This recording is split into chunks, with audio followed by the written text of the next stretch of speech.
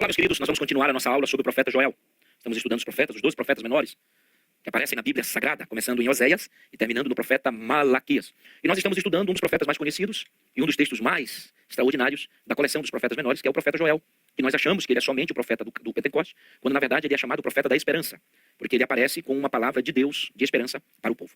Nós vamos recapitular a nossa primeira aula rapidinho, de forma bem resumida, lacônica, para nós seguirmos falando sobre, olhando o telão, e falarmos sobre algumas fases do livro do profeta Joel. Eu me lembro que na aula passada nós trouxemos algumas observações, não é, sobre o profeta. Não é? Ele é um profeta chamado profeta da esperança. Não é? Então ele aparece como o segundo. Eu dei essa aula na relação dos 12 profetas, ele vem logo depois de Oséias e antes do profeta Amós. E é interessante que eu deixei para vocês algumas observações. Por exemplo, não se menciona um rei no livro do profeta Joel. A palavra é direcionada a 3 classes: os velhos, os sacerdotes e todo o povo. Também falei que no livro não se menciona os tradicionais inimigos de Israel, como por exemplo a Síria, os caldeus e tantos outros. Falei também que no livro a profecia de Joel ela é exclusiva para Judá. E ele é um profeta pós-cativeiro, pós-exílio. E a sua palavra é para Judá, o reino do sul. Não é? Então comecei a dar algumas observações sobre esse livro. Como por exemplo, nós falamos sobre a hora em que ele surge. Ele surge no contexto de muita calamidade. O capítulo 1 e o versículo 4, nós temos uma crise. Que essa crise foi devastada pelos gafanhotos, que comeram o produto da terra. Falamos também que houve uma grande seca.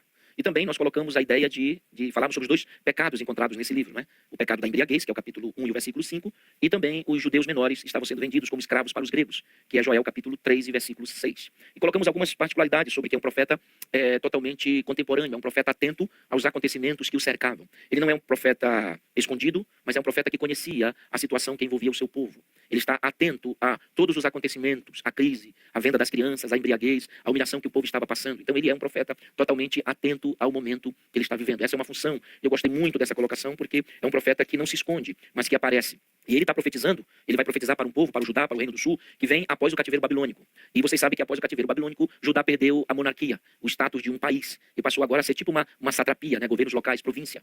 E sempre liderada por outros reis, por reis pagãos. Então ele está profetizando a Judá que passa a ser uma província agora, que depende de outras nações mais poderosas. Então o povo está em crise, a adoração falhou, porque o povo precisava de levar alguma coisa a Deus, e eles estavam ao redor do templo, então eles tinham que levar algo para Deus, e eles pegavam o fruto da terra e os levavam. Só que agora não tendo mais o que levar, o texto até diz, em Joel capítulo 1 e versículo 9, que os sacerdotes estão de luto, porque eles não têm nada mais para oferecer. E é interessante que no tempo de Joel, a terra está muito ligada ao templo, a terra está muito ligada à adoração. Deu para entender? Tendo alguma coisa da terra, o povo adorava. Não tendo, o povo não tem como apresentar nada a Deus. Então era uma situação extremamente calamitosa, não é? Os sacerdotes estão de luto, eles não têm mais nada para oferecer. E além do mais, como eu já disse, as crianças eram saqueadas, roubadas, tiradas de seus pais e vendidas como escravas para os gregos, tirando-os dessa terra. Então é nessa situação de calamidade, de embriaguez, de tráfico de crianças, de não adoração, de não ter nada para oferecer, é que surge o profeta da esperança, surge o profeta Joel com uma palavra de esperança. É um livro que nos ensina a vivermos as crises que nós temos.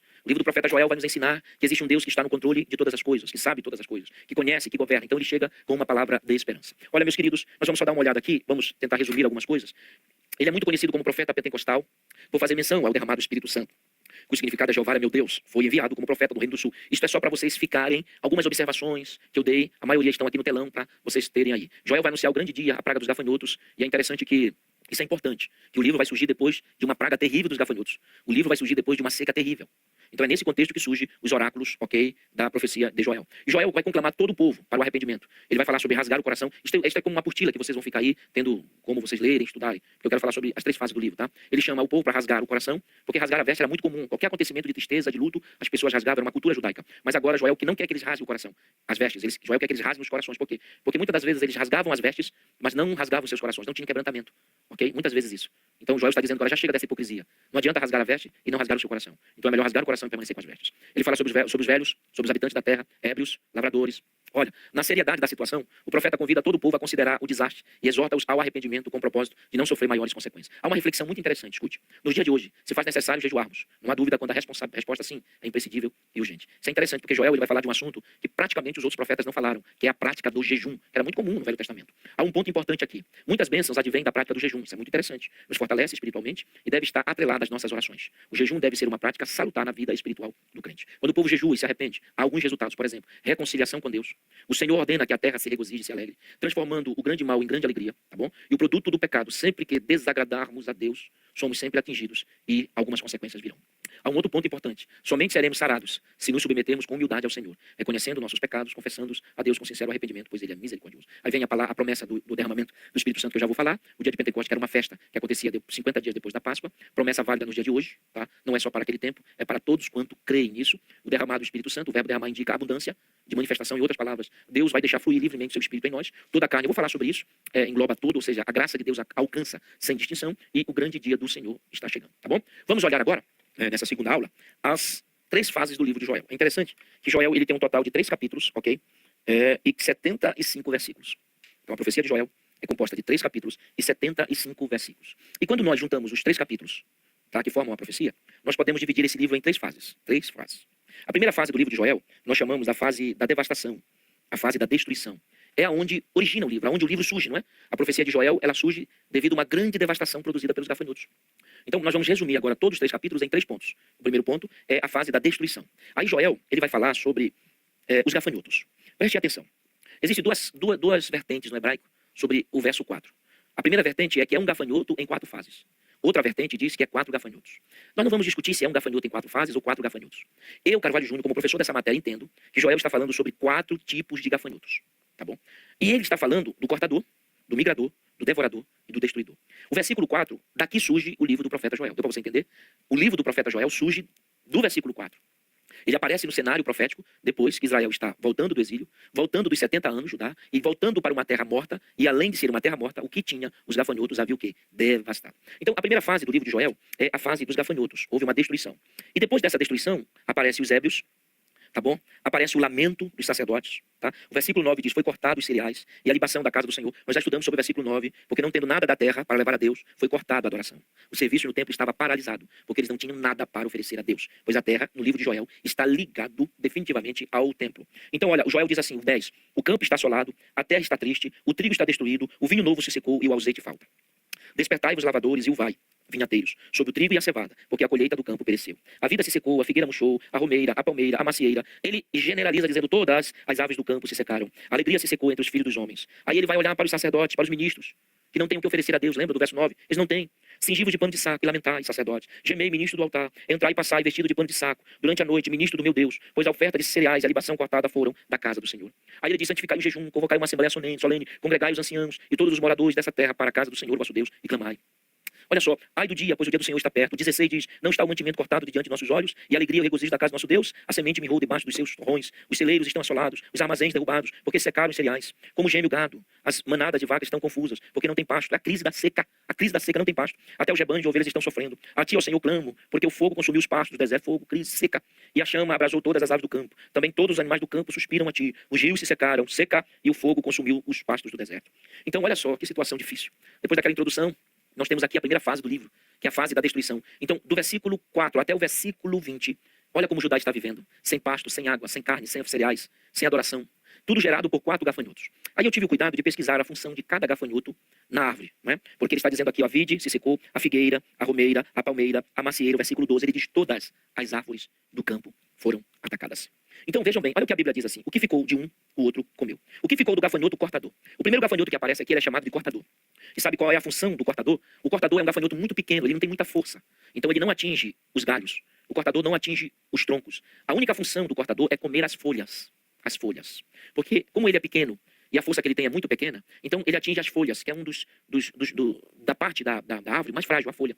Então ele vai furando as folhas. Ele vai comendo, come somente as folhas. Ele vai furando e vai comendo. E como ele é pequeno, ele não tem pressa. Ele vai devagarzinho, comendo ali, furando devagar. E só as folhas. Ele não ataca os galhos, ele não ataca a ponta dos galhos, ele não ataca o tronco, ele não ataca a raiz, ele só ataca as folhas. Só que parece que a ação do gafanhoto cortador na folha, ou nas, não causará grandes danos. Não, pelo contrário. O dano que esse gafanhoto faz é muito grande. Porque todos nós sabemos que as folhas, elas têm várias funções na árvore. E de tantas funções que a folha tem, ela tem a função de quê? De absorver o calor do sol. A fotossíntese, que é a vida que vem de fora para dentro. E a folha tem o poder de absorver isto, a vida, e ela leva para os galhos, para o tronco, ela leva para toda a árvore. Não tendo uma folha, quem vai absorver isso? E se a folha estiver furada, porque a função do gafanhoto é furá-las e comê-las, a força do sol, o vento, passa e vai embora. Então, automaticamente, a árvore começará a perder a sua energia. Então todos esses 4 gafanhotos são terríveis, porque todos vão atacar uma parte da árvore. É por isso que diz o que ficou do cortador. O texto é claro. O que ficou do cortador veio o outro gafanhoto. Aí, se eu fosse espiritualizar isso aqui, tem muitas pessoas que dizem assim, então esse gafanhoto não tem muita força. Tem. Porque nós somos uma árvore, o Salmo 1 diz que nós somos uma árvore plantada junto a ribeiros de águas. Só que o gafanhoto ele vai furando as folhas que nós temos, justamente para que nós não recebamos aquilo que Deus manda do céu. Eu sempre digo que é muito fácil entender na igreja quem está com folha boa e quem está com folha ruim, furada. Porque aquele que está com folha boa, tudo que a gente prega, todo louvor, toda adoração, ele recebe e joga para dentro de si. Mas aqueles que estão com a folha furada, passa pelo furo dos gafanhotos. É por isso que no mesmo culto tem gente que sente e outro não sente. É porque nós temos que analisar, não o pregador, é a folha de cada árvore. Muito cuidado. Isso é espiritualizando, ok? Mas depois que o cortador come as folhas, ele deixa. Aí vem o segundo, chamado de migrador. O migrador já é um gafanhoto maiorzinho. Sabe qual é a função dele? Ele come a ponta dos galhos. Ele vai comendo somente. Toda vez que o galho começa a gerar uma folha para gerar um fruto, lá vem o cortador e come. Ele não deixa o galho gerar. Ele corta a possibilidade de crescimento. Ele só come aqui, ó. Vai comendo aqui. Ele não deixa aparecer folhas, ele não deixa aparecer o fruto. Ele come. Ele inibe o crescimento. Deu para entender? Ele inibe o crescimento. Ele vai comendo. Ele vai destruindo. Quer dizer, o outro come a folha e o outro vem e come a ponta dos galhos, não deixando que apareça a folha e nenhum fruto. Aí depois o que faltou, o que sobrou, ficou do migrador, vem esse, o devorador. E o nome já diz, devorador. Então ele é mais forte. E ele devora os galhos, ficando somente o caule e o tronco. Ele vem comendo todos os galhos da árvore. Olha, um come a folha, um come a ponta dos galhos e o outro, como é devorador, come. Sabe o que é isso? Sabe o que significa? Ele tira o aspecto e a beleza. Tu já viu uma árvore só no tronco? Ela é muito feia. Ela é muito feia. Então ele tira os galhos, ele come os galhos. Então ele tira todo o aspecto, a beleza. Só que depois que ele termina isso, ele não come tudo, vem o destruidor. E qual é a função do destruidor? Ele vai roer a casca, o tronco da árvore. Olha que coisa interessante. A Bíblia é extraordinária. Ele vai roendo a casca da árvore, né? E esse destruidor que ele exaure a clorofila das árvores, que é a vida. Ele é forte. Ele tira tudo da árvore, ele deixa a árvore nua, destruída. Não gera mais. É por isso que o verso diz aqui, ó. A romeira, a macieira. Você está entendendo? O campo está assolado. A palmeira, a macieira. Ele diz todas as árvores do campo se secaram. Por que secaram? Porque a função última desse gafanhoto é exaurir a clorofila da árvore, a vida da árvore. Então seca, não dá fruto, não dá nada, não dá galho. Não aparece folha, porque quando aparece folha, o cortador vem e come. Quando aparece galho, vem o migrador e come a ponta. Quando aparece os troncos, vem o devorador e devora tudo, o galho, tira o aspecto, e esse vem e mata a árvore. Tem razão. Quando o profeta diz que todas as árvores se secaram, porque o último gafanhoto chamado destruidor, ele vem destruindo. Exaure, tira e deixa a árvore morta, ela não gera mais nada. Então essa é a primeira fase. Por essa fase é que surge o livro. Por essa fase é que surge o Joel. Por essa fase é que Joel chega com uma palavra de esperança. E ele não se dirige ao povo. Depois que os gafanhotos estão atuando, cada um na sua área, um come a folha, outro come a ponta dos galhos, outro come os galhos, outro tira a vida, a clorofila, a vitalidade, a árvore está seca. O texto diz, a árvore fica seca, acabou a árvore. Depois que os gafanhotos trabalham com isso, não tem o que plantar. Quando planta eles vêm, não tem o que oferecer a Deus. O sacrifício de libação, de oferta de cereais, não tem como oferecer. Daí surge o livro do profeta. Então a primeira fase é uma fase. Só que o Joel vai atingir os sacerdotes. Ele diz, só tem um jeito, é jejuar. Só tem um jeito, é clamar ao Senhor. Então é por isso que ele é o profeta da esperança. Em meio à crise, aparece alguém com uma voz de esperança. Dizendo, olha, tá feio o trem. Não temos o gado está gemendo, o gado está morrendo, as ovelhas estão morrendo, a terra está seca, não tem o que beber, não tem o que comer, mas nós temos uma saída. Vamos santificar um jejum. Vamos nos vestir, tirar as nossas roupas bonitas e vestirmos panos de saco. E vamos lamentar, vamos gemer, vamos orar, vamos clamar, vamos jejuar, vamos rasgar os nossos corações.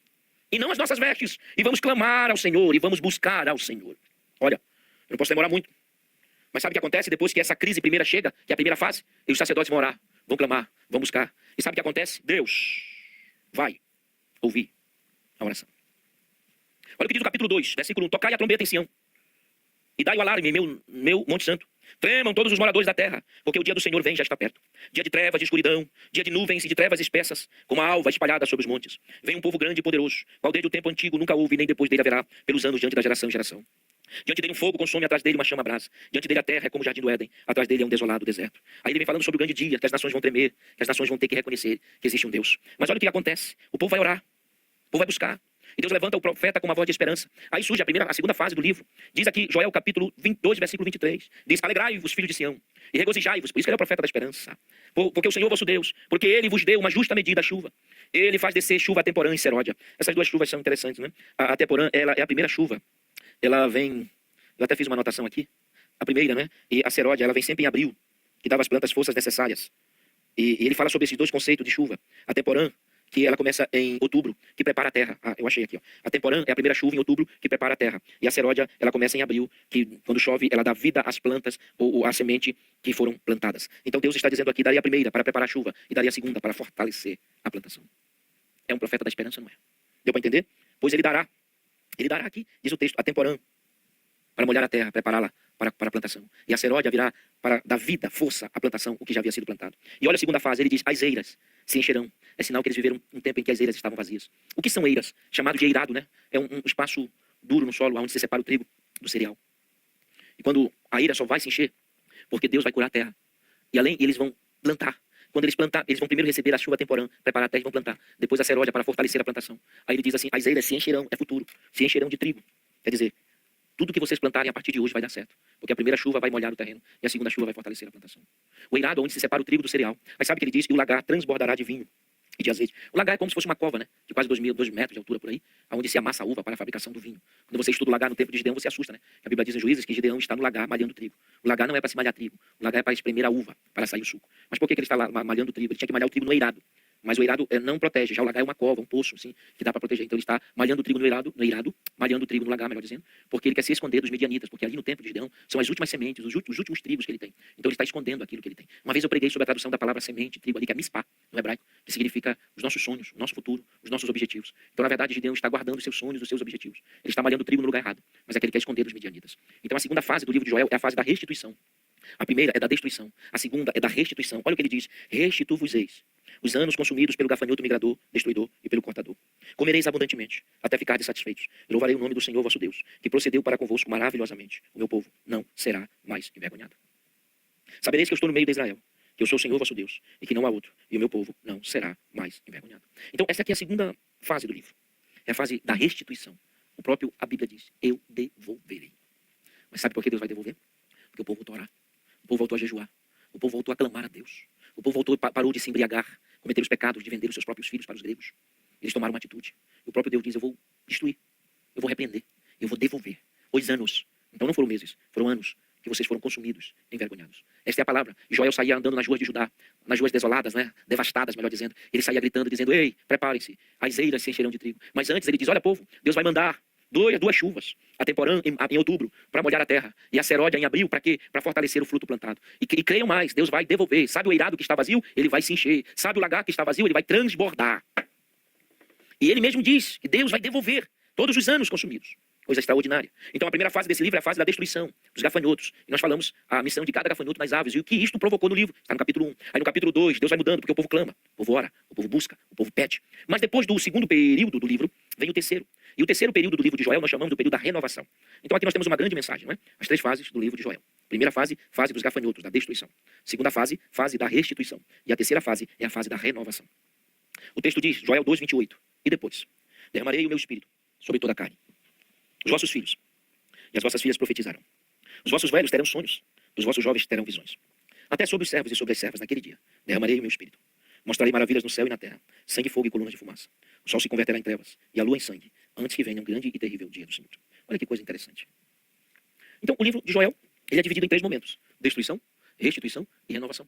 Aí vem o que sempre nós pegamos sobre o profeta do Pentecoste, né? O profeta que profetiza um derramar extraordinário do Espírito. Mas esse derramar vem depois, e depois, e depois. Ele não vem antes da crise, ele vem depois da crise. Deu para entender? Ele não vem antes, mas ele vem depois. Quando o povo está pronto, preparado, educado, corrigido, doutrinado. E depois da fase dos gafanhotos, da destruição, em que todas as aves do campo se secaram. E depois de eu ter repreendido os gafanhotos e ter profetizado que as eiras se encherão. E depois que os lagares transbordarão. E depois eu vou derramar sobre vocês o meu Espírito. Então percebam que o livro de Joel, ele é completo porque Deus vai suprir as nossas necessidades físicas, mas também vai suprir as nossas necessidades espirituais. Então o cuidado de Deus é tão grande nesse livro que ele não apenas se preocupa em encher o eirado, transbordar o lagar, ele se preocupa também em encher as pessoas. Então esse é o cuidado de Deus. A bênção de Deus é completa, é para a alma e é para o físico e é para a alma. Por exemplo, e depois eu vou derramar o meu sobre toda a carne, é abrangente, tá bom? Os vossos filhos e vossas filhas profetizarão. Os velhos terão sonhos e os jovens terão visões. Então se nós fôssemos dividir, profetizarão é que Deus vai atuar nos lábios dos seus servos, do seu povo. Sonhos é Deus atuando na mente do seu povo. E visões, Deus atuando na visão do seu povo. Então o derramado do Espírito Santo vai atingir a mente, a visão e os lábios. Vejam que são 3 elementos fundamentais na vida do ser humano, porque a visão, tudo que eu vejo, eu desejo. Eu não desejo aquilo que eu não vejo. E todos nós sabemos da importância da visão. Existe um grande sábio, um grande filósofo do século XX, que ele dizia que aonde chegar a sua visão, chegarão os teus pés. Então, a visão, ela nos puxa, ela nos leva, ela nos atrai, ela nos chama. Deu para entender?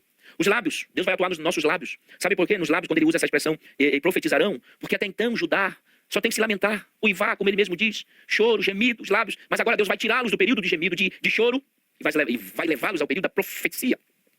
profetizarão. E a mente, sonhos, é Deus atuando na mente. Só que é interessante que o agir, o movimento, o mover do Espírito, ele não vai deixar ninguém de fora. Ele não vai deixar ninguém de fora.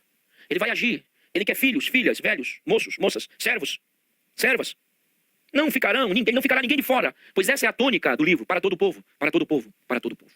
Percebam que quando nós analisamos as 3 fases desse livro, nós chegamos à conclusão que nós estamos vivendo essa fase também. Estamos vivendo a fase das crises, dos gafanhotos. Você que está me assistindo, aluno da academia. Estamos vivendo a fase das necessidades. Eu, estudando Malaquias, eu falei aos irmãos que o homem não foi criado para viver em miséria, o homem foi criado para a abundância. Deus disse assim para Adão, de todas as árvores, todas, não é só uma, todas aí, você pode comer. Então nós estamos vivendo a fase dos gafanhotos, da destruição, das humilhações. Né? As nossas árvores não estão produzindo. Mas Deus vai mudar. Eu quero terminar essa aula querendo posicionar você na crise. Você percebe que há uma crise muito grande também no tempo do profeta Abacuque, que ele diz que a figueira não floresce, ainda que a figueira não floresça, nem haja fruto na vide, e nem o produto da oliveira falhe. Abacuque, ele menciona 3 árvores, a figueira, a videira e a oliveira. Ele fala sobre figos, ele fala sobre azeite, azeitona, ele fala sobre uva, videira. Só que ele diz assim, ó, eu porém me alegro no Senhor. Então eu não preciso que as árvores estejam floridas, gerando seus frutos, para eu me alegrar. Mesmo que a figueira não floresça, nem haja fruto na videira, e o produto da oliveira minta. Nos currais não haja gado, não haja ovelha, e a terra não produza mantimento. Abacuque diz, todavia eu me alegrarei. Ele diz mais no verso 19 do capítulo 3 do seu livro. Ele diz, e o Senhor me colocará em lugares altos. O livro de Abacuque termina não nos oferecendo a certeza de que a crise mudou, que a figueira voltou a florescer, que a videira, que a oliveira, que o gado. Mas o livro termina mudando a posição de quem está em crise. Não da posição da crise, mas o livro termina mostrando que eu posso ficar maior do que as crises. O Senhor me colocará em lugares altos. Aprenda isso. Guarde isso no seu coração. Talvez ele não resolva a sua crise hoje, mas ele vai te colocar em lugares altos. Porque quem está no alto vê melhor, observa melhor, conhece melhor, vê melhor. Então o livro do profeta Joel inicia com crises e vai terminar, sabe como? Mostrando para nós que Deus vai nos tirar do período da destruição, vai nos colocar no período da restituição e vai mandar um grande avivamento para nós. Só que nós temos o capítulo 3, e o capítulo 3 fala o juízo sobre as nações. E no finalzinho, o profeta vai falar sobre bênçãos para o povo de Deus. Então, meus queridos, eu espero que você entenda, compreenda, que você é um profeta para o seu tempo, para o seu momento, e a palavra de Deus está com você. Joel não era alienado, ele estava a par de todos os acontecimentos que envolviam, mas ele se torna uma grande voz de Deus, como profeta da esperança. E cabe a todos nós essa mesma índole e esse mesmo compromisso. Bom, você vai estudar mais, quero que você pesquise mais. Estamos dando apenas uma ferramenta, uma porta, para que você passe por ela e continue estudando. Senhor Jesus, obrigado, porque o Senhor tem nos levantado para esse tempo, para esse momento. Todos os alunos, ajude-os, estenda as tuas mãos. Faça-nos compreender a cada dia qual é o nosso tempo, em que tempo estamos e qual é a nossa missão. Senhor, nos coloque diante de Ti e revele para nós. Esse livro fala de crises. Eu sei que muitos alunos estão vivendo crises, mas o Senhor é um Deus extraordinário, que é na crise que nós aprendemos a confiar muito mais no Teu nome. Continua conosco, em nome de Jesus. Amém. Pois bem, queridos, nós estamos terminando aí o profeta Joel. Continue conosco. Até a próxima.